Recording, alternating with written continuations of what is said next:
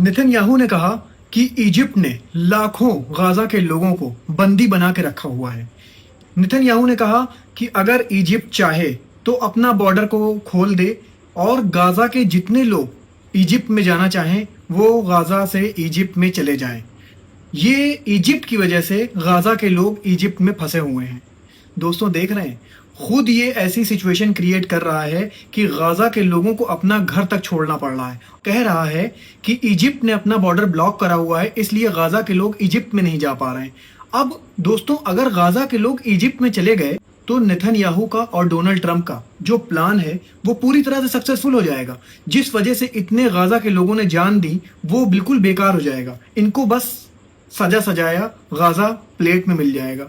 उधर इजिप्ट के foreign minister ने कहा कि नेतन्याहू ये जो बात कर रहे हैं ये बिल्कुल बेतुकी बात है, बिल्कुल डम टॉक है। ये गाजा के लोग अगर इजिप्ट आ गए तो फिर जो 2 स्टेट पॉलिसी है, फिलिस्तीन को अपना एक अलग मुल्क बनाने की जो चारों तरफ से मांग उठ रही है वो पूरी तरह से खत्म हो जाएगी, क्योंकि फिर तो गाजा के लोग आ जाएंगे इजिप्ट के अंदर। फिर वहां बचेगा कौन? सिर्फ आईडीएफ और नेतन्याहू के लोग। वो क्यों चाहेंगे कि फिलिस्तीन बने? दोस्तों, ये नेतन्याहू ये जो बोल रहा है, बातें कर रहा है, ये बिल्कुल बेतुकी बातें कर रहा है। दोस्तों, ईरान के आयतुल्ला खामनेई ने एक प्रेस कॉन्फ्रेंस करी और उसमें ये राज खोला कि इजराइल अपनी न्यूक्लियर साइट डायमोना को धीरे धीरे बढ़ाता जा रहा है। और साथ में ये भी कहा कि अब न यूएस को ये चीज दिख रही है और न यूके को ये चीज दिख रही है कि जो धीरे धीरे अपना न्यूक्लियर प्रोग्राम को इजराइल एक्सपैंड कर रहा है, तो ये क्यों कर रहा है? और ये जो अपने न्यूक्लियर पावर को बढ़ा रहा है, तो क्या अब यूएस को इसमें दिक्कत नहीं है? आयतुल्ला खामनेई ने ये बात पूछी यूके और यूएस से कि क्या अब आप लोग को दिक्कत नहीं हो रही है?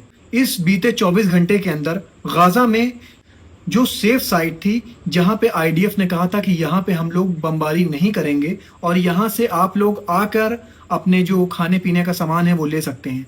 गाजा के लोग जब वहां खाने पीने का सामान लेने आए तो इन्होंने दोबारा फायरिंग स्टार्ट कर दी और 24 घंटे के अंदर 68 पीपल्स आर डेड। तो मैं आपको वेस्ट बैंक की न्यूज बता दूं। वेस्ट बैंक में धीरे धीरे इजराइल अपनी पूरी सेना उतार चुका है और वहां के लोगों को मारा पीटा जा रहा है और वहां इजराइल की आईडीएफ लूटपाट मचा रही है।